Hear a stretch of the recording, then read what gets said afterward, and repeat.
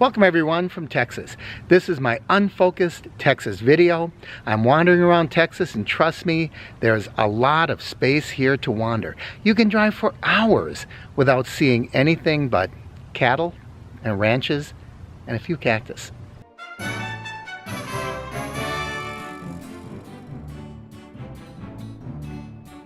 So today I am in San Angelo, and I stumbled across a fort, Fort Concho.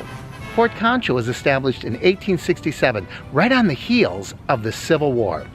And it remained active for 22 years to help settlers who were moving in and founding the state of Texas. This place is really massive. At one point, it boasted over 40 buildings that spread out over 1,600 acres. Most of this was quarried from limestone from the local area, and it's got the wooden shingles, and it's just fascinating to wander around and view. I don't think anyone's home.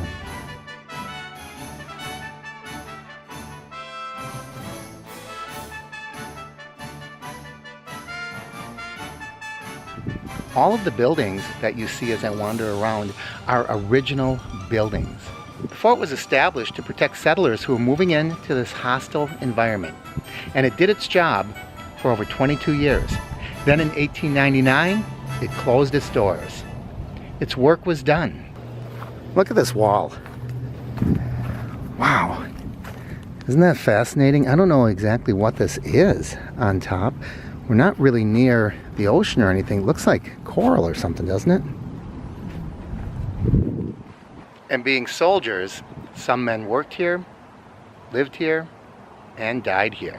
These 5 headstones are not the burial grounds, but rather put in place to pay homage to these 5 respected soldiers.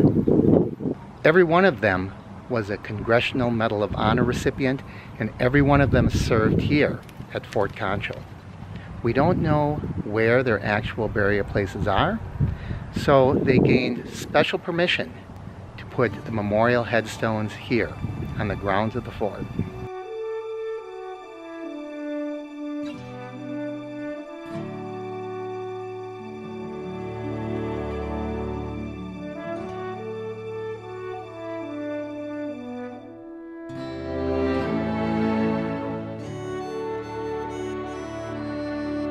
It's just a little bit peculiar, strange that they're all Irish. I don't know the rest of the story behind this, except that they were obviously brave men. They all fought in the Indian Wars. Look how high up and small the windows were. Large doors. Goodness, look at these tables. They're crafted from the same stone that the buildings are.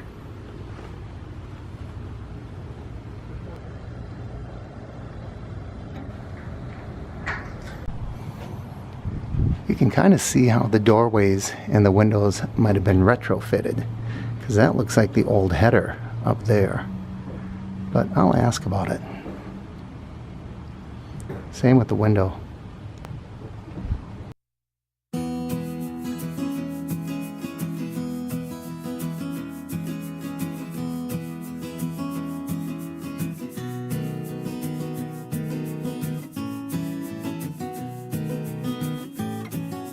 You can see they have their tin cup, their ammunition belt, canteens, and they all look pretty much the same.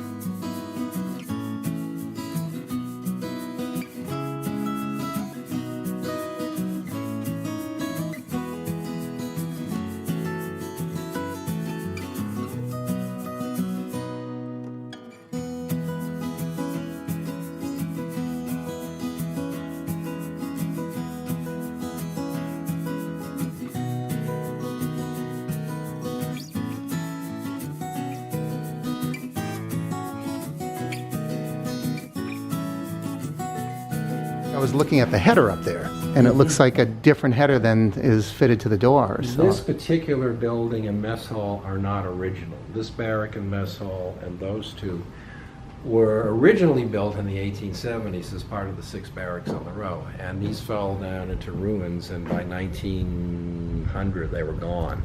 The San Angelo JCs in 1954 took it upon themselves as a project to rebuild them in full, and they did. Everything was closed when I got here, but just by chance I ran into the director of this place, and he opened up a couple of buildings, let me look around. So that's how I was able to get in tonight. Ooh, horses have been here. He had a great description of the job of the Army back then. He said, if you think of this territory as a huge city, and the regular Army is like the police force, and they would get out on their horses, and they had regular areas that they would patrol. He said there wasn't a lot of danger. The biggest problems were the Indians in the area would come in and steal the supplies. But aside from that, it was relatively quiet. And once they settled the area, there was no more reason for the fort. 1889, it became uncommissioned. And then people started moving in, and all of these buildings became private homes. The buildings behind me became businesses. On the other side of the street became private homes. And then around the 1930s, one of the residents looked around and said, hey, there's some historical significance to this place. Now, that was only 50 years after it was actually a fort, but that's when they started preservation and restoration activities, and that's why we have it here today.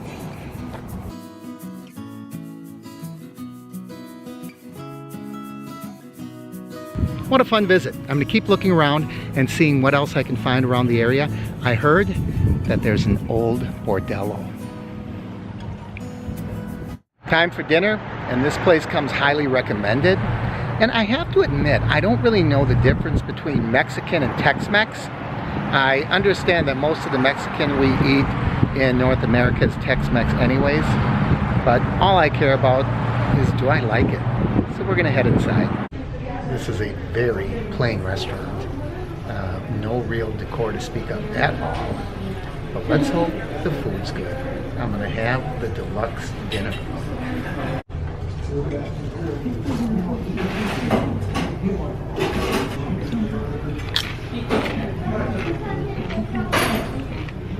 A little sharper than I like. I'm really good with spicy foods. My goodness, this is a lot of food. But I made a promise you wouldn't have to watch me eat anymore. So I'll put the camera down and I'll let you know how the meal was when I'm finished. One of the interesting and quirky features of San Angelo are the fiberglass sheep. You see me do videos of other cities that have fiberglass objects, like Waukesha, Wisconsin and its guitars, Oak Lawn, Illinois and its acorns, and Madison with its cows. And this is just as interesting. I'll see how many I can find. Why sheep? Well, it turns out at one time they were the wool producing capital of the world. And it's still a big part of their history.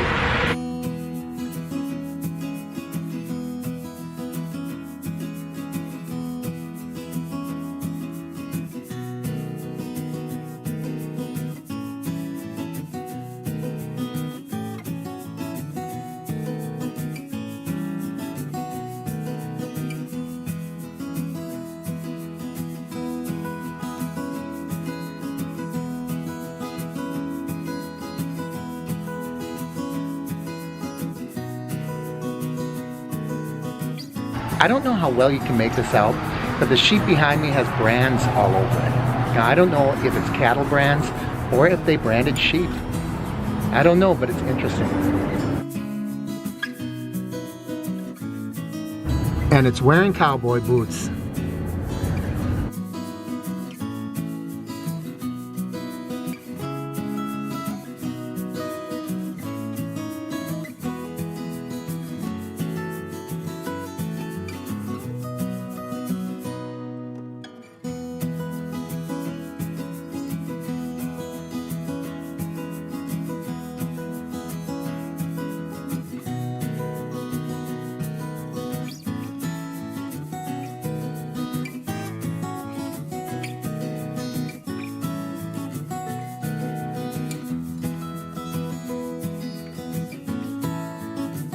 Now I wonder what happened to this poor fella's blanket or saddle.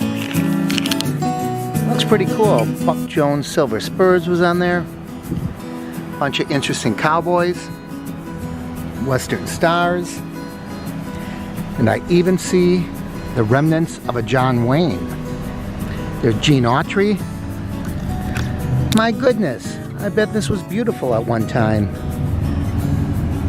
Now that's real Texan.